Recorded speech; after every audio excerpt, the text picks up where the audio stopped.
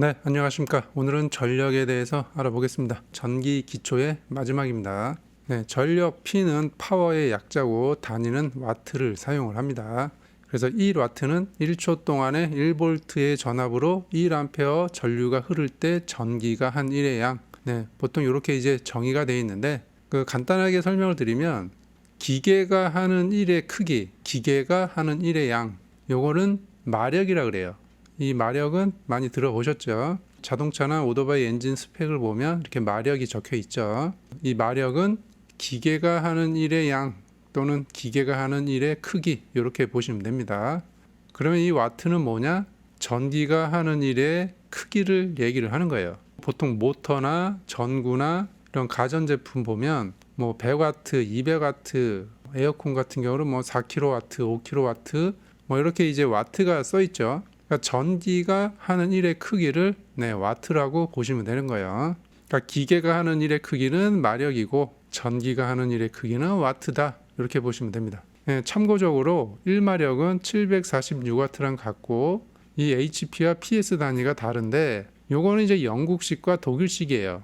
독일, 프랑스 이쪽 유럽 쪽은 이 PS 단위를 많이 쓰고 영국이랑 미국 쪽은 이 HP를 써요. HP와 PS는 여기 보시다시피 한 10와트 정도, 10와트 정도 차이가 있다.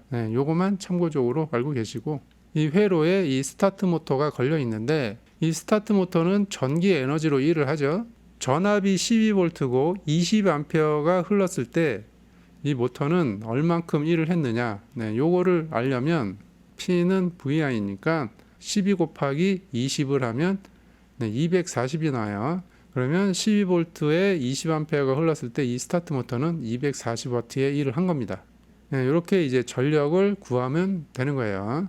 예를 들어서 이런 회로에서 12V에 20W의 전구가 걸려 있을 때 여기에 흐르는 전류는 얼마냐? 이런 걸 물어볼 때 I는 V분의 P를 하면 되겠죠. 그러면 12분의 20 하면 1.66이 나옵니다. 그럼 여기는 1.66A가 이제 흐르는 거죠.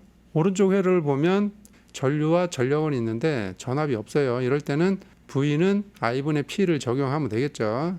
3분의 20 하면 6.6이 나와요. 그러면 여기 전압은 6.6V다. 이렇게 보시면 됩니다. 전압과 전류와 전력은 이 공식을 적용하면 된다. 이렇게 보시면 되고, 저항 같은 경우는 이제 조금 또 달라요. P는 VI에서 P는 I 제곱 R, P는 R분의 V 제곱, 요거를 적용을 하면 돼요. 이 회로에서는 지금 12V와 30W의 전구가 달려 있는 거예요. 여기에서 이 30W에 걸리는 저항이 얼마냐? 요거를 알고자 하면 R은 P분의 V 제곱을 적용을 하면 됩니다. 30분의 12 곱하기 12를 하면 4.8이 나와요. 그럼 여기 30W에 걸린 저항은 4.85입니다. 이렇게 보시면 되고, 지금 오른쪽에 있는 회로는 전류와 전력만 알고 전압을 몰라요. 이렇게 두 가지만 있을 경우에는 R은 I 제곱분의 P를 적용하면 돼요. 얘는 요 공식을 적용을 하면 됩니다. 3 곱하기 3분의 25를 하면 2.77이 나와요. 그러면 이 25W의 저항은 2.775입니다. 이렇게 보시면 됩니다. 전력에서 저항은 이 공식을 적용을 하면 구할 수 있다. 이렇게 보시면 됩니다. 그 다음에 이제 직렬 회로에서 이 전구가 200W, 300W, 400W가 이렇게 직렬로 연결이 돼 있을 때 어느 게 제일 밝냐, 요거와 그 다음에 그 200W에 걸리는 전압, 300W에 걸리는 전압, 400W에 걸리는 전압, 요거를 알고 싶다. 그러면은 이제 계산을 좀 해야 돼요. 이 전구의 와트 수만 보면 이 400W 전구가 가장 밝을 것 같은데 요거를 한번 계산을 해보겠습니다. 자, 우선 200W, 300W, 400W에 걸린 저항을 각각 계산을 해볼게요. 200W에 걸린 저항은 여기 P분의 V제곱을 적용하면 됩니다. 왜 그러냐면 여기 전류값을 모르니까 P분의 V제곱을 적용을 하면 200분의 50 곱하기 50 하면 12.5가 나오고, 그 다음에 여기 300W에는 300분의 50 곱하기 50 하면 8.35ohm이 나와요. 그 다음에 세 번째 400W에는 400분의 50 곱하기 50 하면 6.25ohm이 나옵니다. 저항이 계산됐기 때문에 여기 전류를 알아보면 12.5 플러스 8.3 플러스 6.25 분의 여기 전압 50을 하면 1.84A가 나옵니다. 그럼 여기 전체 전류는 1.84입니다. 그러면 이제 전류값이 나왔기 때문에 저항과 전류로 계산을 다시 해보면 I 제곱 곱하기 R을 하면 돼요. P1은 1.84 곱하기 1.84 곱하기 12.5. 네, 여기 저항을 계산을 해보면 42W가 나옵니다.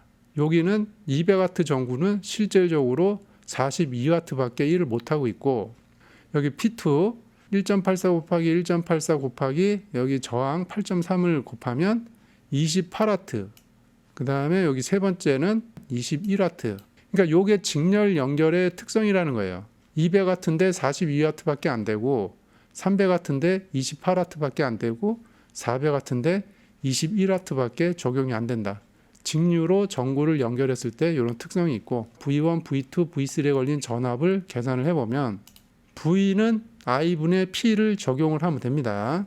그러면 여기 V1은 1.84분의 42를 하면 22.8이 나와요. 그럼 V1에 걸린 전압은 22.8V.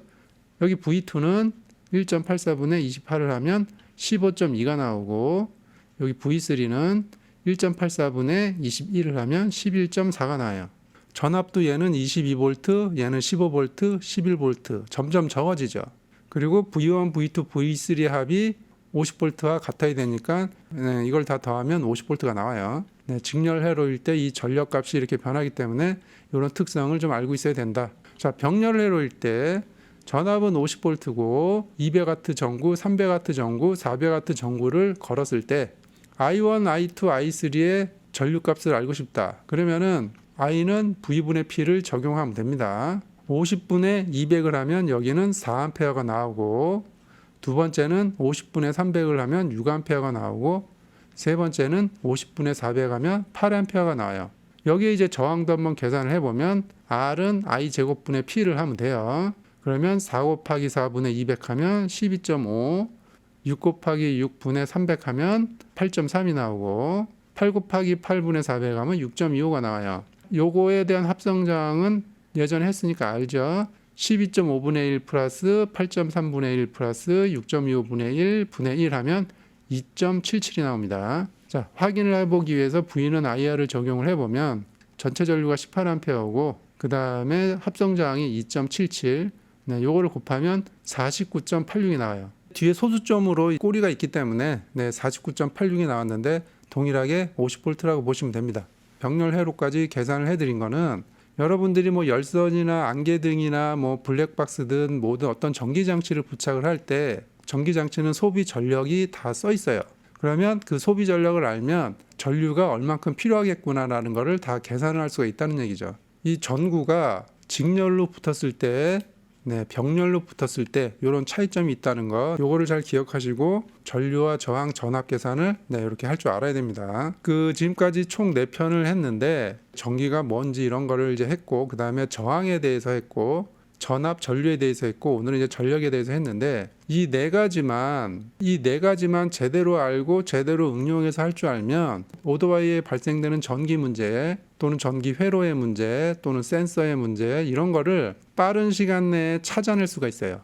왜 그러냐면 전기 회로 검사를 할 때 뭐 통전이랑 전압, 전류, 저항 보통 이 네 가지로 다 끝나기 때문에 오토바이에서 뭐 컨덴서를 측정하는 것도 아니고 오토바이에서 더 특별하게 측정할 게 없어요. 좀 더 디테일하게 전기를 이제 관찰하고 싶으면 오실로스코프로 점검을 하는데 그거는 이제 뒤에 할 거예요. 그러니까 오실로스코프를 사용하기 전에 할 수 있는 모든 거는 전압, 전류, 저항, 통전으로 다 끝난다는 얘기예요. 이 측정으로 대부분의 문제점들은 파악을 할 수 있다. 이 얘기를 하는 겁니다. 이 4개 영상은 전기의 기초이기 때문에 이거는 꼭 숙지하고 이해를 해야 돼요. 꼭 숙지하고 이해하고 잘 활용을 하면 된다. 그 다음에 응용은 뭐 개인의 능력이기 때문에 응용을 잘하면 이 전기 회로 문제에 대해서 빠르게 대처할 수 있다. 이렇게 보시면 되겠습니다. 오늘은 여기까지 하겠습니다.